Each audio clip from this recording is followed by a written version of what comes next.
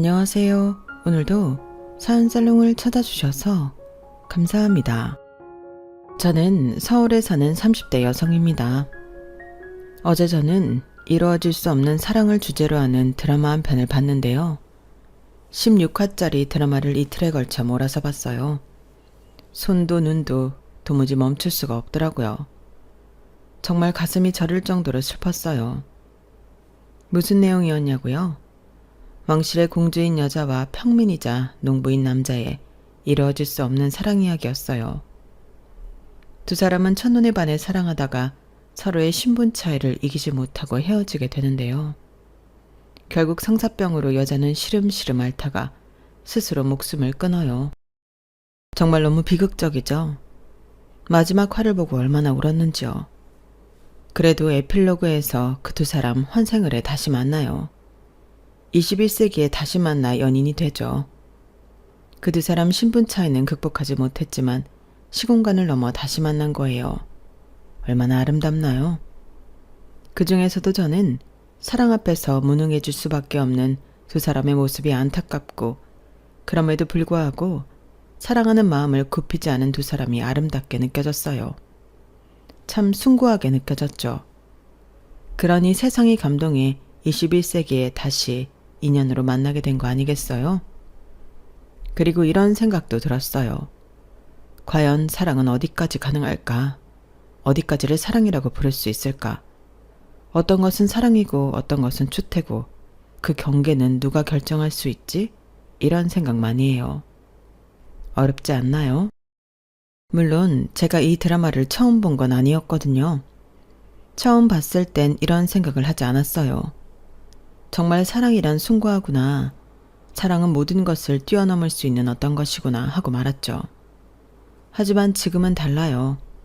저에게 그 사건이 일어난 뒤로 제가 생각하는 사랑이 많이 달라졌거든요. 지금 저는 사랑이 초월적이라고 생각하지 않아요. 사랑에는 정도가 그리고 품위가 있다고 생각하죠. 그러니 사랑은 신중해야 해요. 그래야 한다고 생각해요. 그러니 신분의 한계에 부딪혀 사경을 헤매는 그 두 사람이 한편으론 다르게 보이더라고요. 안타깝긴 하지만 어쩔 수 없다고요. 그때는 신분제도가 말 그대로 제도였잖아요. 그러니 사랑한다고 한들 어쩔 수 있나요? 그 두 사람이 사랑을 이어가기 위해서는 공주가 신분을 포기해야 하는데, 그게 가능해서 그렇게 했어도 이후에 행복했을까요? 전 잘 모르겠어요. 아닌 사랑은 어쨌거나 아닌 거예요. 그렇게 생각하니 저에게 일어난 그 사건도 간단하게 정리되더라고요. 그래서 저는 올해의 입추는 그렇게 추웠죠. 그 정도로 어마어마하게 추운 봄을 그 두 사람에게 선물해 주었어요. 그리고 지금 저는 그 두 사람과 다르게 따뜻한 봄을 기다리고 있고요. 제 이야기가 궁금하신가요? 이제 차근차근 알려드릴게요. 저는 서울의 한 공무원 부부의 자녀로 태어나 평범하게 자랐어요.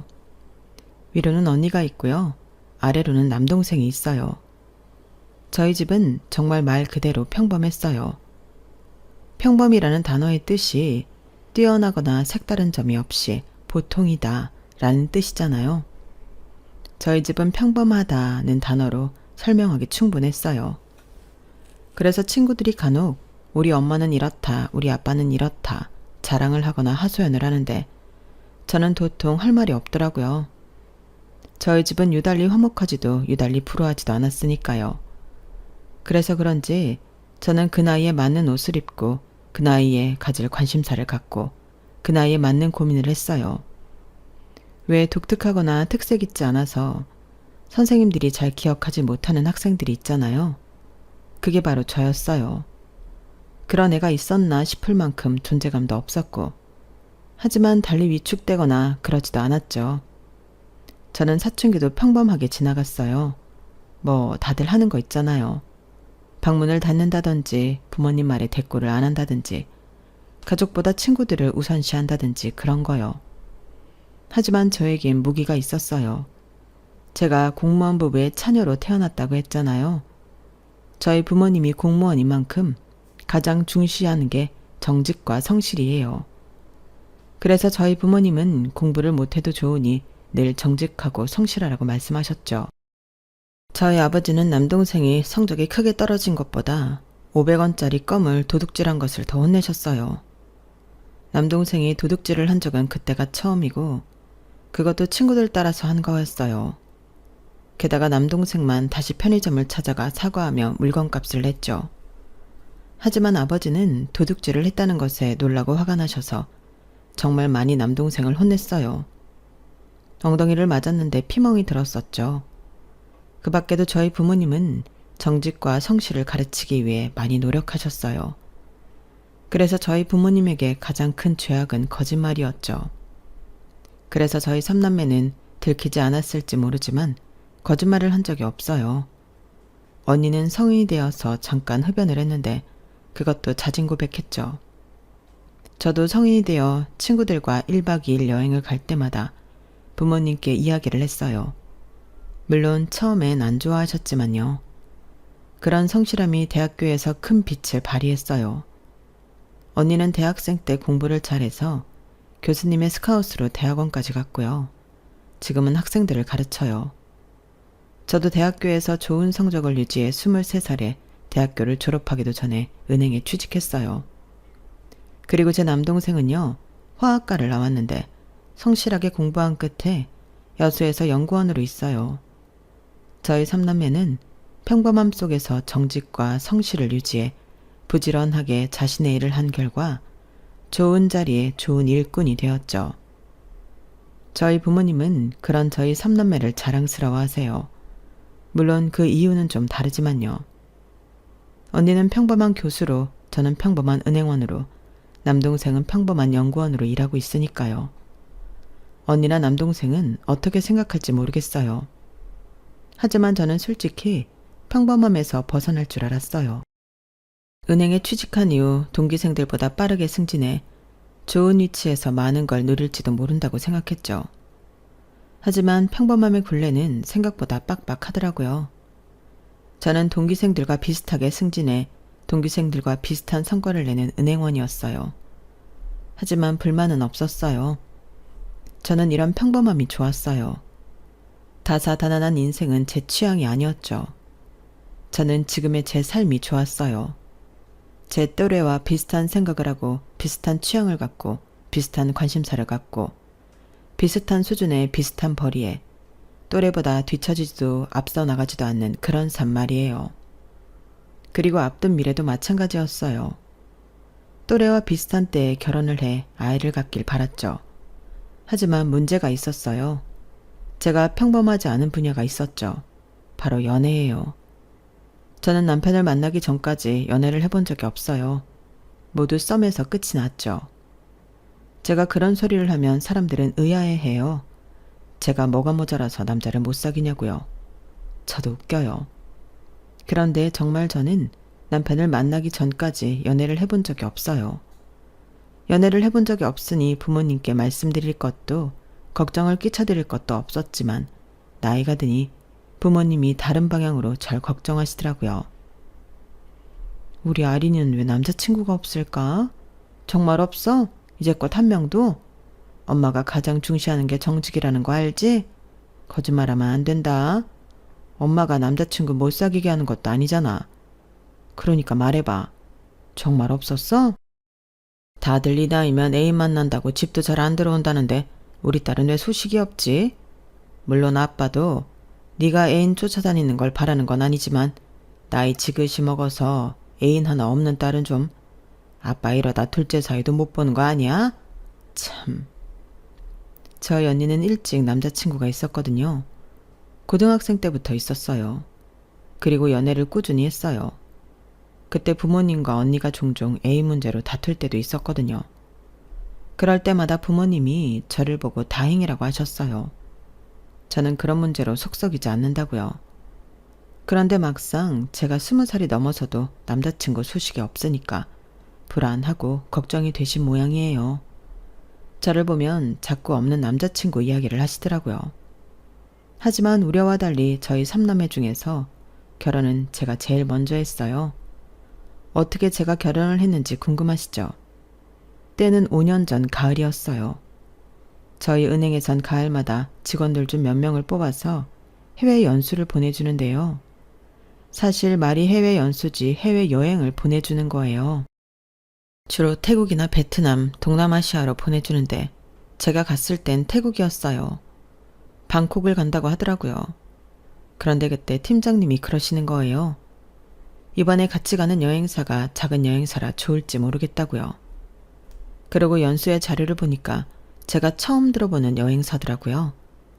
팀장님이 말하기를 저희 지점장님이 아시는 분이 여행사를 해서 이번에 그 여행사와 행사를 진행하는 거래요.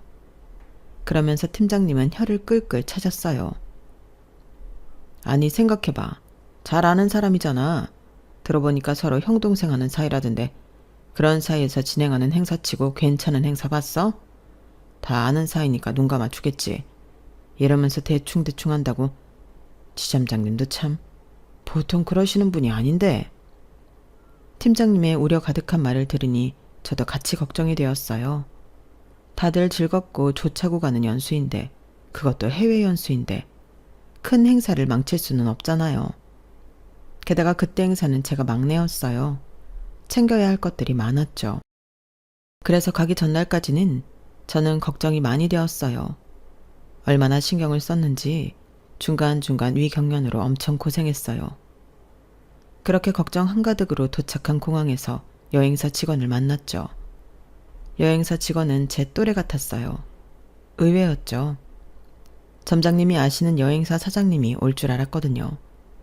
하지만 저는 나이가 비슷해 좋았는데 다른 동료들은 은근히 자기들을 무시하는 것 아니냐고 수군거리더라고요. 그래서 저를 제외하고 분위기가 좋진 않았어요. 그래도 그분이 열심히 끌고 가더라고요. 태국에 대해서 이것저것 설명해주고 짐도 다 올려주고요. 세세히 신경 써주는 것 같았어요. 그리고 비행기에 올랐죠. 저는 외국에 처음 나가보는 거여서 엄청 떨렸어요. 그러자 제 옆에 앉은 여행사 직원이 해외여행 처음이냐고 묻더라고요. 맞다고 하니까 웃으며 물 한 통을 건네요. 그리고 잘 부탁한다고 말하더라고요. 저는 참 좋은 사람이라고 생각했어요. 그리고 비행기가 이륙했죠. 5시간 비행이었는데 2시간쯤 지났으려나? 그분이 잠에 들었는지 제 어깨에 고개가 툭 떨어지더라고요. 저 순간적으로 너무 놀랐는데 그 와중에 심장이 쿵쿵 떨려서 가만히 있을 수밖에 없었어요. 그리고 비행기가 착륙하고 그분이 계속 제 어깨에 기대 누웠다는 걸 알고 너무 죄송해했어요. 제가 괜찮다고 말했고 전 그 이후 3박 5일 동안 그분을 의식했어요. 계속 눈이 그분을 쫓아다녔어요. 깔끔한 외모, 키는 좀 작은 듯 싶지만 건강한 몸, 낮은 목소리, 게다가 어른들에게도 잘하고 설명도 빠짐없이 해주고 세세하고 섬세한 모습이 눈에 띄었어요. 그래서 저는 순식간에 사랑에 빠졌죠. 저는 그분을 눈으로 쫓느라 음식이 입에 맞는지 무슨 음식이 나왔는지 제가 뭘 마시고 있는지 하나도 알 수가 없었어요. 그러다 2번째 일정에 제가 배앓이를 한 거예요. 물을 잘못 마신 것 같았어요. 태국이나 동남아는 물을 조심해야 한다고 그분이 말했는데 제가 조금 방심한 모양이에요. 그래서 그날은 호텔에 있으면서 요양을 해야 했어요. 그날 그분이 와서 제게 약을 줬어요. 그리고 간단히 먹을 빵을 챙겨주었죠. 그리고 저는 그 빵을 겨우 먹었어요. 그리고 약을 먹고 내내 잤죠. 그리고 다음날 제 몸은 괜찮아졌어요. 아직 음식을 입에 대는 게 겁이 났지만 몸이 가뿐하고 좋았어요. 그리고 아침에 그분이 제가 있는 호텔방으로 왔더라고요. 몸은 괜찮냐고 물었어요. 그래서 가뿐하다고 말했어요. 그러니 다행이라며 웃는데 저는 그 미소에 또 반해버릴 것 같았어요. 그리고 제가 없는 사이 무슨 일이 있었나 봐요. 배를 타는 일정이었는데 강물 수위가 너무 낮아서 배가 움직이질 않더래요. 그래서 그분이 배를 돌리라고 가이드에게 말해서 배를 돌렸어요. 그런데 환불을 못 해준다고 했다나 봐요. 합의하에 돌린 거니 돌려주지 못하겠다고요. 그래서 그렇게 온화하던 그분이 화를 내면서 어떻게 그게 가능한 일이냐, 애초에 무리한 일정이었다라고 항의했어요. 그래서 환불금을 받아냈어요. 그리고 그분은 저희 직원들에게 너무 미안하다고 했어요. 인솔자로서 자기가 미리 파악하고 조정했어야 했는데 귀간 시간을 빼앗은 것 같아 죄송하다고요. 그 태도에 저희 직원들 모두 그분을 보는 시선이 달라졌어요. 정말 책임감 있고 좋은 분이라며 속닥속닥 말을 했죠. 그렇게 좋은 분위기로 남은 일정을 소화하고 비행기를 타고 한국으로 돌아왔어요. 공항에서 식사를 하고 그분께서 마지막 말을 하기까지 제가 얼마나 안절부절 못했는 줄 아세요? 다시는 못 볼까 싶어서요. 그래서 그분께서 이야기를 하고 함께 간 동료들과 뒤돌아가다가 탁탁탁 뛰어가 그분을 잡았어요. 그분이 어리둥절한 표정을 짓더라고요. 그래서 제가 번호를 알 수 있냐고 물어봤어요. 그분이 웃으면서 고개를 끄덕였고 번호를 줬어요. 그리고 뒤를 돌아 동료들에게 가는데 동료들 표정이 정말 저를 놀리고 싶어 안달이 난 표정이더라고요. 그리고 아니나 다를까 다음 출근부터 사람들이 온통 저만 놀렸어요. 그래서 어떻게 연락은 해봤냐, 데이트는 했냐, 사귀는 거냐, 온통 그 이야기뿐이었죠. 하지만 전 아무 말도 할 수 없었어요. 그분에게 이번 여행 감사하다고 다음 여행도 잘 부탁드린다고 연락을 했는데 그분이 단답형으로 답이 왔거든요. 그래서 연락을 더 이어가지 못하고 있었어요. 그런 사연을 제가 친한 직원 언니에게 말하자 언니가 당장 데이트를 하라고 하더라고요. 아우 인간아, 미인은 용기 있는 자가 얻는 법이라는 말도 모르니? 당장 연락해서 만나자고 해. 네가 어물쩡거리는 이 시간에도 그 사람한테 연락해서 어떻게든 데이트하려는 사람이 있다니까. 너무 안일하게 대하는 거 아니야? 그러다 뺏기는 거야 이 사람아. 그러니까 지금 당장 연락해서 오늘 당장 만나. 저는 그 말에 용기를 얻었어요. 그래서 연락을 했고 만나자고 데이트를 하자는 말도 했어요. 그러니 그분이 그 주 주말에 만나자는 거예요. 그래서 저희는 데이트를 하게 되었어요. 대낮에 하는 데이트는 어찌나 좋던지 저는 너무 기분이 좋아서 내내 해실해실 거렸어요. 그리고 저는 그분에 대해서 정말 많은 것들을 알았죠. 저희는 그때 정말 많은 대화를 했거든요. 일단 그분이 저희 행사를 진행한 여행사 사장 아들이라는 것을 알았죠. 얼떨결에요. 그분이 사장님을 아빠라고 그랬거든요. 그리고 여행사에서 일을 하게 된 건 원래는 장사를 했어요. 장사를 했는데 사고가 나서 2달 병원에 입원을 했대요. 얼마나 큰 사고였냐면요. 지금처럼 걷는 게 기적적인 일이래요. 그만큼 많이 다쳐서 그 이후 사고 후유증이 생겨서 매달 병원을 가야 했어요. 그래서 평범하게 회사를 다닐 수는 없을 것 같아 아버지 회사에 다니게 되었어요. 아버지 여행사는 가족 회사예요. 사장인 아버지 밑으로 큰아버지, 작은아버지가 계시고 그리고 그분이 그 밑에 그분의 동생과 사촌동생이 있어요. 제가 가족 회사라 힘들지 않냐고 물으니까 가족이 더하다고 힘들다고 하더라고요. 그리고 제 이야기를 묻길래 저는 평범해서 별로 할 이야기가 없다고 했어요. 그래도 궁금하다고 말해달라고 해서 몇 가지 일화들을 제 인생에선 조금 특별하다고 생각하는 일화들을 말해줬죠. 참 웃기게도 그분은 그 재미없는 이야기를 잘 들어주더라고요. 그렇게 헤어지고 저는 가족들에게 긴급 회의를 요청했어요. 좋아하는 남자가 생겼으니 해외여행을 가자고 말했죠. 돈은 제가 다 된다고요. 그러자 언니도 남동생도 부모님도 놀랐어요. 제가 그렇게까지 첫눈에 반한 적이 없었거든요. 처음엔 저를 미친 사람 취급하더니 제가 계속 가자고 해외여행을 가자고 하니까 결국 가족들이 승낙했어요. 그래서 저는 신나서 그분에게 연락했죠. 가족여행을 가고 싶은데 좋은 상품 없냐고요. 그리고 저는 그분이 인솔해 주었으면 좋겠다고 말했어요. 그분이 놀라면서 제가요? 이러더라고요. 그래서 꼭 같이 가주셨으면 좋겠다고 말했죠. 그러니 다음 달에 베트남 가는 팀이 있는데 거기에 합류하는 게 어떠냐고 물어봤어요. 그래서 제가 앞뒤 안 가리고 알겠다고 했죠. 사실 저에겐 베트남이고 어디고 언제고 중요하지 않았어요. 그분과 가는 게 중요했죠. 그래서 저는 날짜가 잡히고 돈을 모조리 입금하고 그날만을 기다렸어요. 사실 그런 마음도 있었어요. 그분을 저희 가족에서 소개시켜주고 싶은 마음도요. 얼마나 좋은 남자를 제가 좋아하고 있는지 보여주고 싶었어요. 그래서 강행한 거거든요. 저는 그 날짜가 다가오기를 손꼽아 기다렸어요. 그리고 그날이 다가왔어요. 저희 가족은 여행으로 들뜨고 전 그분을 만날 생각에 들떴죠. 그분은 역시나 유창한 설명으로 저희 가족에게 좋은 인상을 심어주었고 3박 5일 동안 안전하고 즐거운 여행이 되도록 최선을 다하는 모습을 보여주어 저희 가족의 마음을 샀죠. 숙소에서도 저희끼리 있을 때도 가족들은 그분을 칭찬했어요. 저는 너무 뿌듯했어요. 그 순간엔 지금 당장이라도 고백을 하고 싶은 심정이었죠. 하지만 그 마음을 참고 참아 마지막 날 공항에서 헤어지고 그분을 불러 고백했어요. 그리고 그분은 연락하겠다고 했어요. 저는 내내 연락을 기다렸죠. 딱 닷새 만에 연락이 오더군요. 알겠다고요. 그렇게 저희는 연인이 되었어요. 처음 해보는 연애는 왜 이제 했는지, 아니, 왜 이제서 이 사람을 만났는지 한탄스러울 정도로 좋았어요. 매 순간 매 데이트가 손발이 저릿거렸죠. 그런 상태가 2년을 만났는데도 계속되었어요. 맞아요. 저희는 2년을 만났어요. 저는 2년이 되어 결혼 적정기가 되자 그분에게 은근히 눈치를 줬어요. 결혼하자고 말이에요.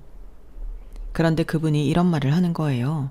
자기는 결혼이 너무 무섭다고요. 그러면서 자기 가족 이야기를 해주는데 그건 처음 듣는 이야기였거든요. 사실 자기 가족이 재혼 가정이래요. 친어머니는 학교에서 수학 선생님이었는데 아버지와 결혼을 하고 학교를 나오셨다가 남자친구가 초등학교 5학년에 이혼해 다시 교직 생활을 하고 있어요. 친어머니와는 초등학교 5학년 때 헤어지고 한 번도 만난 적이 없었죠. 그리고 아버지는 남자친구가 중학생 때 재혼을 해 지금 가족을 이루었어요. 그런데 불행하게도 새어머니가 남자친구가 21살이 되었을 때 돌아가셨죠. 그런 경험이 있다 보니 남편은 가족을 꾸리는 게 무섭다고 하더군요. 하지만 제 생각은 달랐어요. 우리는 다를 수 있다고 생각했죠. 우리가 만든 가족은 행복할 거라고 장담했어요. 저는 제 생각을 꾸준히 남자친구에게 이야기했고 저는 매번 청혼을 했어요. 그리고 결국 남자친구는 제 청혼을 받아들였죠. 그렇게 저희는 결혼을 하게 되었어요. 축복 속에서 결혼식을 했죠. 신혼여행도 시아버지의 권유에 따라 유럽으로 20일 동안 배낭여행을 다녀왔어요. 이제까지 아껴둔 연차를 모조리 쓰는 건 좀 아쉬웠지만 그래도 좋은 경험이었어요. 행복한 시간이었죠. 그리고 저는 좋은 며느리가 되고 싶어서 열심히 노력했어요. 더욱이 남편에게 남편 가족 이야기를 들으니 시아버지가 참 안 되셨더라고요. 그래서 혼자 지내시는 시아버지를 자주 찾아뵙고 식사도 하고 커피도 마시고요. 애교도 부리고 좋은 며느리가 되려고 했어요. 그리고 시아버지도 그런 저의 노력을 잘 봐주셨고요. 저희 시아버지가 정말 좋은 분이거든요. 집 안에서도 집 밖에서도 존경받고 유머러스하고 묵직한 분이거든요. 그래서 제가 그렇게 하는 걸 처음엔 낯간지러워 하시더니 나중엔 언제 오냐고 절 찾으셨어요. 저는 간혹 시아버지와 단둘이 커피를 마시곤 했어요. 그러면서 시아버지의 인생사를 듣고 그동안 여행하신 이야기, 사업을 하는 동안 겪었던 일도 듣고요. 산전수전을 다 겪은 분이라 이야기도 재미있었어요. 그리고 저에겐 다행히 시어머니도 없어서 시월드는 없었고요. 아, 시누이는 어땠냐고요? 시누이는 정확히 따지면 시아버지의 딸이 아니라 남편의 새 어머니가 재혼하면서 데려온 딸이에요. 생각해보세요. 처지가 얼마나 안 됐어요. 자기 엄마가 재혼을 한 것도 어린 나이에 힘든 일인데 그 엄마가 일찍 돌아가시고 결국 피를 나눈 가족은 아무도 없잖아요. 저는 시누이를 보기 전부터 시누이가 안쓰러웠어요. 그래서 만나면 잘 해주려고 다짐했죠. 그리고 정말 만나서 잘해줬어요. 애교스럽게 다가가 말도 많이 붙이고 이것저것 선물도 해주고요. 전화로 안부도 자주 물었어요. 물론 숫기가 없는 시누이는 그걸 불편해하는 것 같았지만요. 제 딴엔 최대한 잘 해주려고 노력했어요. 그렇게 안정적인 결혼 생활이었어요. 더도 말고 덜도 말고 평범했죠. 그런데 문제가 하나 있었어요. 결혼한 지 2년, 3년이 지나도 아이가 안 생기는 거예요. 그리고 더 심각한 건 남편이 조급해하지 않는다는 거였어요. 남편은 천하태평이었어요. 언젠가 생기겠지 이러는 거예요. 저는 정말 많이 노력했거든요. 배란일이 되면 남편과 함께 노력하고 좋은 음식도 많이 먹고 운동도 하고요. 그런데 통 생기질 않으니 정말 답답했어요. 그러다 결혼 3년차 가을에 아이가 생겼어요. 자꾸 속이 메스꺼리고 생리를 하지 않아서 테스트기를 해보니 두 줄이 뜨더라고요. 3번을 했는데 3번 다 두 줄이 떴어요. 너무 기쁜 마음에 남편에게 바로 전화를 했죠. 그런데 남편 반응이 뜨뜻미지근하더라고요. 그러더니 돌아와서 저에게 막 화를 내요. 정말 기가 막혀서 조신한 줄 알았더니 어떻게 이럴 수가 있어. 내가 아버지 얼굴 보기 쪽팔려서 진짜. 뭐? 임신? 내가 무정자증인데 어떻게 네가 임신을 해? 나 무정자증이야. 불임이라고. 제가 털썩 자리에 주저앉았어요. 그러자 저를 보고 임신이 확실하냐고 요새 테스트기도 분량이 많다고 산부인과에 다녀오라는 거예요. 그런데 저는 충격을 받아서 도무지 자리에서 일어날 수가 없었어요. 제가 다시 남편에게 물었어요. 정말 무정자증이라고 당신이? 그런데 어떻게 지금까지 나한테 한마디도 안 할 수 있어? 이게 맞는 거야? 어떻게 그래? 그러니 남편이 다시 화를 냈어요. 그래, 나 무정자증이야. 아이 못 갖는다고. 그런데 뭐? 임신? 대체 밖에서 무슨 짓을 하고 돌아다니는 거야? 남편이 오히려 노발대발 굴길래 저는 이건 사기 결혼이라고 소리를 질렀어요. 그러자 남편이 허리에 손을 딱 올리고 저에게 손가락질을 했어요. 어디 가서 물어봐라. 남편이 무정자증인 거 고백 못한 게 문제인지 와이프가 바람핀 게 문제인지. 그러면서 자기가 무정자증을 고백 못한 이유는 남자로서 자존심의 문제라고 말하더군요. 그래서 저는 바람 피운 적 없다고, 남편을 만난 뒤로 다른 남자와 눈도 마주친 적 없다고 하소연을 했어요. 정말이에요. 정말 저는 단 한순간도 다른 남자를 욕심낸 적이 없어요. 저는 제 결혼 생활에 배 이상으로 만족하면서 사는 사람이에요. 그런데 어떻게 제가 다른 남자의 아이를 임신해요? 아니, 어떻게 저를 의심할 수가 있죠? 저는 정말 억울하고 분노가 치밀었어요. 그래서 눈물을 닦고 말했죠. 그래, 난 하늘을 우러러 한 점 부끄러움 없으니까 친자검사해. 태아도 친자검사 된다니까. 그 주수 되면 친자검사 하자고. 난 절대 부끄럽지 않아. 난 정말 바람 안 피웠어. 이건 네 예고 아니면 내가 상상 임신이라도 한 거겠지. 그러니까 두고 봐. 알겠어? 그리고 저희는 별거를 했어요. 그런데 그 사이에 남편이 시댁과 친정에 제가 바람을 피워 다른 남자의 아이를 가졌다고 말해버린 거예요. 놀란 시아버지와 저희 부모님이 전화가 왔어요. 아니지, 그럴 리가 없는데 하길래 제가 아니라고 단언했죠. 그러면서 남편이 저에게 문자를 보냈어요. 이혼 소송할 거고 위자료 톡톡히 받아낼 거니 돈 준비하라고요. 그래서 저도 끝까지 말했죠. 전 바람 피운 적 없고 이 애는 남편의 아이니까 책임질 생각하라고요. 이혼은 절대 없다고요. 그리고 전 약속한 7주가 되기를 기다렸어요. 7주가 되면 친자검사를 할 수 있다고 하더라고요. 그리고 7주가 되었어요. 전 떨리는 마음으로 친자검사를 했고 검사 결과는 당연히 아이는 남편의 아이가 맞았어요.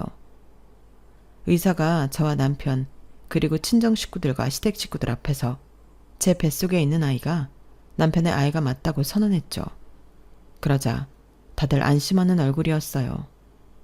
다만 남편과 시누이를 제외하고 말이에요.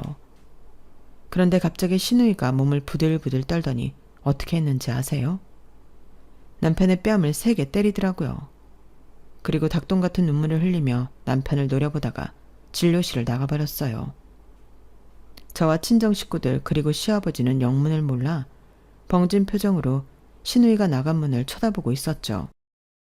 그리고 남편은 시누이에게 맞은 뺨을 어루만지더니 그럴 리가 없다고, 검사 결과가 잘못된 거라고 의사를 돌팔이 취급하더라고요. 그러더니 진료실을 나갔어요. 남은 저희는 당황스러워서 그 자리에 멈춰 있었어요. 그런데 의사가 저에게 차트를 내밀었어요. 임산부님, 보셔야 할 게 있어요. 착잡한 얼굴로 의사가 차트를 보여줬어요. 하지만 차트만 보고는 이게 뭔지 알 수 없었어요. 그래서 제가 이게 뭐냐고 의사에게 물었어요. 의사는 착잡하게 말했죠. 보이는 그대로 남편이 15년 전 20살 때 정관 수술을 했다고 했어요. 그래서 제가 남편이 무정자증이라고 고백한 사실을 털어놓았죠. 그러자 의사가 고개를 갸우뚱하더니 무정자증은 아닐 거라고, 정관 수술을 한 거라고 했어요. 그러면서 제 뱃속의 아이는 1만 분의 1이 확률로 생긴 거라고 말했죠. 기적적인 아이라고요. 저는 정말 충격을 받았어요. 저뿐만 아니라 그 이야기를 들은 온 가족이 충격에 휩싸였죠. 그러면서 언니가 화를 냈어요. 그럼 너를 속인 거잖아. 자기가 스스로 정관 수술을 한 거면서 무정자증이라고. 남자의 자존심 때문에 말을 못했다고? 웃겨서. 그런 주제에 어떻게 네가 바람을 폈다는 말도 안 되는 이야기를 할 수 있어? 어떻게 그런 모욕을 줄 수 있냐고. 너 당장 이혼해. 위자료는 우리가, 네가 받아야 하는 거라고. 그러면서 언니는 아이도 지우라는 말을 했어요. 그런 자식의 아이는 필요 없다고요. 그래서 그 말을 듣고 저는 하염없이 울었어요. 언니의 말이 틀린 것 하나 없지만 정말 아이를 지우고 싶지 않았어요. 저는 몰랐는데 제가 아이를 그토록 원했나 봐요. 아이를 지키고 싶더라고요. 제 가족도 지키고 싶고요. 그래서 낙태 수술을 예약하지 않고 모두 각자의 집으로 갔어요. 그런데 집에 남편이 없더라고요. 한참을 기다리다가 남편 회사로 갔어요. 아니나 다를까 남편이 회사에서 술을 마시고 있더라고요. 소주를 4병이나 마신 상태였어요.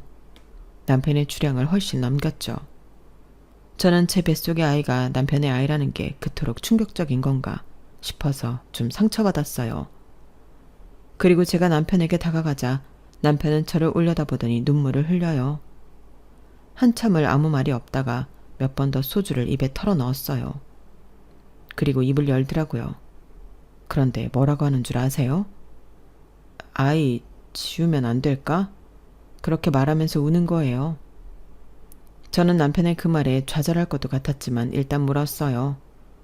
왜 아이를 지우길 바라는지, 그 어린 나이에 정관수술은 왜 한 건지.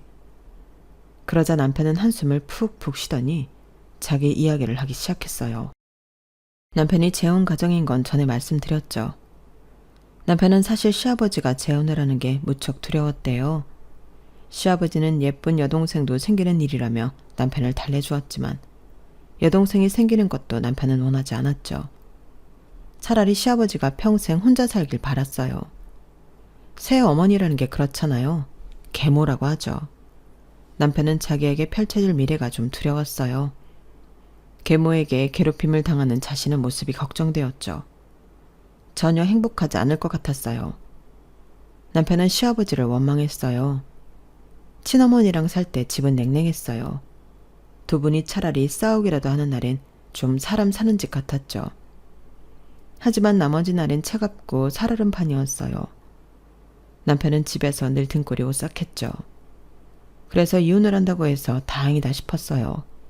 차라리 잘 되었다 싶었죠. 그런데 또 결혼이라뇨. 남편은 시아버지를 이해할 수 없었어요. 한 번의 실패는 또 다른 실패를 낳을 뿐이라고. 남편은 시아버지는 결혼에 적합한 인물이 아니라고 생각했죠. 왜냐하면 사업에만 집중하는 사람이라 집안일엔 거의 신경을 안 쓰는 사람이거든요.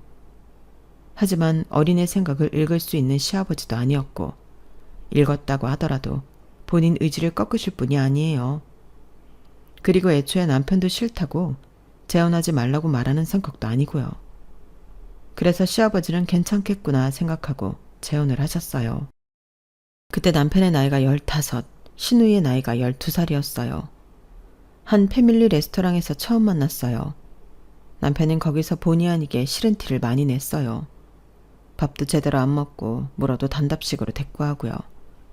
그래서 분위기가 좋지 않았어요. 하지만 그럼에도 시아버지는 결혼을 밀어붙였죠. 결혼식은 하지 않았고 언젠가부터 시아버지 집으로 새어머니가 짐을 옮겨 시누이를 데려와 살았어요. 시누이는 남편의 맞은편 방이었죠. 하지만 그들은 1년이 넘어서도 제대로 된 대화 한 번을 하지 않았어요. 그러다 새어머니가 암에 걸린 거예요. 난소암이 걸려서 게다가 말기여서 살 날이 얼마 남지 않았다는 진단을 받았어요.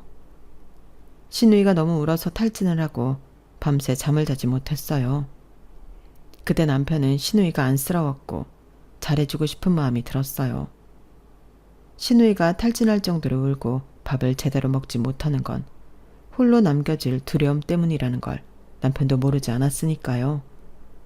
그래서 남편이 신우이의 가족이 되고 싶었던 거예요.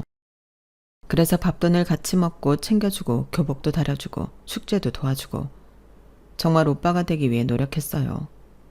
그리고 신우이는 외로웠던 걸까요? 쉽게 남편의 마음을 받아주었어요. 그래서 이 둘은 둘도 없는 친한 사이가 되었어요. 하지만 문제는 이 둘이 피로 느낄 수 있는 가족이 아니라는 데 있었어요. 자꾸 가족이가, 그것도 사랑이지만 묘한 기류를 흘렀죠. 남편과 신우이는 서로를 가족 이상으로 사랑했어요. 그렇게 되어버린 거예요. 신체적 반응이라고 하죠. 사랑하면 남자든 여자든 그렇잖아요. 그렇게 되어버려서 남편은 남몰래 앓고 자신을 질책하다가 신우이도 같은 마음이라는 걸 알아차린 순간 폭발해버렸어요. 그리고 그들은 17년 동안 부적절한 관계를 맺었어요. 남편은 그 이야기를 하며 자기는 정말 동생을 사랑한다고 말했어요. 그리고 실은 남남이지 않냐고요. 각자 친부모가 다른데 뭐 어떠냐고요. 그래서 제가 정색을 하며 호적으로는 남남이 아니지 않냐고 말했어요. 그러니 남편이 더 이상 말이 없더라고요. 그래서 제가 물었어요. 정관 수술은 왜 한 거냐고요. 그러자 남편은 이렇게 말해요. 나 아이가 생기면 그 아이가 나를 죽인대. 고등학생 때 만난 애가 무당 딸이었는데 어느 날 나를 보더니 그 이야기를 하더라. 내가 아이를 가지면 그게 딸이든 아들이든 날 죽일 거라고. 나는 아이를 가지면 안 되는 사주라고. 그리스 로마 신화 오이디푸스 얘기 알지? 왜 나를 죽인 사람이 알고 보니 나의 아들이었다는 이야기 말이야. 그게 내 최후라고 하더라. 그래서 정관수술 했어. 너무 무서워서. 하지만 전 그게 전부일 거라 생각하지 않았어요. 그래서 다시 물었죠. 그러자 남편이 한숨을 푹푹 쉬었어요. 맞아. 그것도 있는데 다른 이유도 있어. 그게 지수가 아이를 가지면 죽겠다고 해서. 당신도 알잖아. 걔가 얼마나 가족에 대한 기대도 없고, 아니 가족에 대해 두려워하는지. 그래서 혹시 몰라서 정관수술 한 거야. 저는 기가 막혔어요. 그러니까 사실 따지고 보면 정관수술을 한 이유는 신우이 때문인 거예요. 그리고 저는 차근차근 기억이 떠올랐어요. 남편의 인솔자로 해외 출장을 갈 때마다 신우이가 따라갔거든요. 그리고 그뿐이게요. 매번 시댁에서 남편과 꼭 붙어있으면 저를 바라보는 눈빛이 불편했거든요. 저는 낯을 가려서 그런 거라고 생각했는데 이제 보니 다르게 느껴지더라고요. 그리고 남편과 데이트를 할 때면 당연히 신우이에게 전화가 왔어요. 그리고 같이 데이트할 때도 있었고요. 같이 데이트할 때 남편 옆에 신우이가 찰싹 붙어 있었어요. 저는 사이좋은 남매인이 이상하게 생각하지 않았는데 이제 보니 도가 지나쳤네요. 그런데 이상했어요. 신우이는 매번 남자친구가 있었거든요. 데이트한다고 나가는 것도 자주 봤고요. 제가 그렇게 묻자 남편은 신우이에게 남자친구가 있었던 적은 한 번도 없었다고 말했어요. 남자친구를 보러 가는 척 자기를 보러 간 거라고요. 그래서 저는 제가 모르는 데에서도 그 둘이 만남을 이어갔다는 걸 알았죠. 저는 그들의 눈물겨운 사랑에 온몸이 부들부들 떨릴 정도로 화가 났어요. 그리고 저는 마지막으로 물었죠. 그럼 나와 결혼한 이유가 뭐냐고요. 그러자 남편은 한참 망설이더니 시아버지가 자꾸 남편과 신우이 관계를 의심해서 어쩔 수가 없었다고 말했어요. 그 말을 듣고 남편의 뺨을 세게 내리쳤어요. 남편이 의자에서 나뒹굴었어요. 그리고 저에게 화를 내더라고요. 지금 네가 나한테 화를 내? 네가 지금 그럴 자격이 있어? 지수한테는 이렇게 화냈니? 안 냈지? 버러지 같은 놈. 그리고 저는 짐을 챙겨 친정으로 왔어요. 친정 식구들이 당장 이혼하고 아이도 지우라고 하더군요. 제가 일단 이혼 소송을 하겠다고 말했어요. 언니가 잘 아는 변호사를 소개시켜준다고 했죠. 그렇게 저는 이혼 소송을 했어요. 법정에서 만난 남편과 시누이는 이제 보니 환상에 짝꿍, 너무 잘 어울리더군요. 특히 남편이 이제껏 시누이의 손에 꽉 잡혀 지냈다는 게 느껴지더라고요. 오히려 제가 어울리지 않는 소모품이었다는 생각이 들었어요. 그러자 정말 주체할 수 없는 분노가 치밀었어요. 그리고 변호사가 말해주더군요. 남편이 시누이와 미래에 같이 살 5억짜리 아파트와 1억이 넘는 외제차를 구매했다고요. 명의가 남편 명의로 되어 있어서 재산 분할을 할 수 있었어요. 남편은 허술한 건지 절대 들킬 일이 없다고 생각한 건지 본인 명의에 2억짜리 주식도 있더라고요. 남편에게 그런 숨겨진 재산이 좀 있었어요. 그리고 전 승소했는데요. 제가 제출한 음성 녹음이 큰 활약을 했어요. 제가 사실 남편의 취중 진담을 모두 녹음했거든요. 그리고 판사는 남편과 시누이에게 반성의 여지가 전혀 없으며 혼인 전에 정관수술을 한 걸 사실대로 말하지 않은 것이 괘씸하다며 죄질이 나쁘다고 판단했어요. 그래서 전 승소한 것뿐만 아니라 위자료도 억 단위로 받게 되었어요. 판사의 판결에 남편과 시누이는 울분을 토했죠. 억울하다고 하더군요. 대체 뭐가 억울하다는 건지 저는 전혀 알 수 없었어요. 그렇게 남편은 같이 살던 집도 잃어서 시아버지 댁에 들어가게 되었어요. 그런데 거기서 살면 시누이랑도 함께 살게 되는 거잖아요. 그게 시아버지도 영 아니다 싶었는지 시누이에게 시아버지 회사 일을 그만두라고 하고 멀리 지방으로 시아버지가 아시는 분의 회사로 이직시켰어요. 그리고 남편을 곁에 두고두고 감시하고 있죠. 매주 선자리를 주선하고 있기도 하고요. 그런데 과연 그렇게 눈물겨운 사랑을 한 남편이 다른 사람과 결혼할 수 있을까요? 전 절대 못한다고 봐요. 저는 그들이 다시 만날 가능성이 높다고 생각해요. 그래서 차라리 다시 만나다가 시아버지에게 걸려서 시아버지가 남편을 마구 팼으면 좋겠어요. 저희 시아버지 성격이 무척 불같으시거든요. 시아버지가 화가 나서 주먹을 올리는 일이 제가 결혼을 하기 전에도 후에도 다수 있었고 저도 몇 번 봤고요. 사실 남편과 시누이 관계를 알게 된 날엔 시댁에선 육탄전이 벌어졌어요. 경찰도 왔죠. 그래서 저는 차라리 시아버지에게 남편이 죽도록 맞았으면 싶었어요. 제가 팰 수는 없으니까요. 그리고 아이는 이혼 소송 중에 무지개 다리를 건넜어요. 자신의 처지를 알았는지 하는 생각에 가슴이 미어지도록 슬펐지만 태어난 아이에게 아빠를 소개할 자신도 없었어요. 몸을 회복한 뒤에 회사로 갔죠.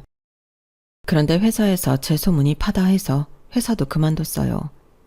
그리고 제가 할 수 있는 게 무엇일까 생각하다가 위자료로 받은 돈의 일부를 가지고 커피와 빵을 배웠어요. 그리고 카페를 차려서 일하는 중이에요. 제가 부모님께 배운 게 정직과 성실인 만큼 정말 성실하게 카페 운영을 해서 수입도 괜찮아요. 저 혼자 떳떳하게 살 만큼요. 게다가 제가 아예 그 건물을 사버려서 더욱 남는 장사였어요. 그런데 어느 날 시누이가 저를 찾아왔어요.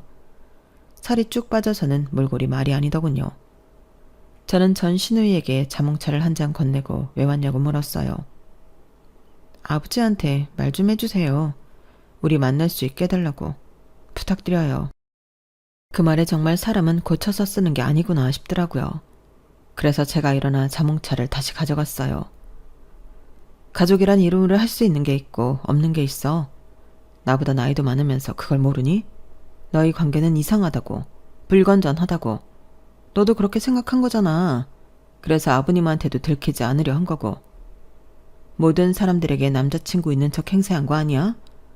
당당했다면 당당하게 만났어야지. 왜? 지금 와서 당당해지고 싶어? 근데 그게 네 아버지 죽은 어머니 얼굴에 먹칠을 하는 거란 건 알고 있니? 그리고 저는 돌아가라고 다시는 남편도 시누이도 보고 싶지 않다고 했어요. 그 자리에서 한참 울더니 돌아가더군요. 그리고 연락이 없어요. 아마 제가 본 드라마의 공주처럼 혼자 상사병을 앓다 죽었을지도 모르죠. 이 사안을 보낸 지금부터 저도 훌훌 털어버리려고 해요. 최근까지 제게 있었던 일들을 훌훌 털어버리고 다시 시작하려고 해요. 그래서 다음 주엔 소개팅도 나가요. 새롭게 다시 시작하려고요. 제가 즐겁게 잘 사는 게 진정으로 제가 행복해지는 길이니까요. 제 사연은 여기까지입니다. 저 응원해 주실 거죠? 여러분들도 항상 평안하시고 행복하시길 바랍니다. 여러분, 사연 댓글에 응원과 현명한 조언 부탁드려요. 좋아요와 구독은 저에게 큰 힘이 됩니다. 오늘도 좋은 일 가득하세요.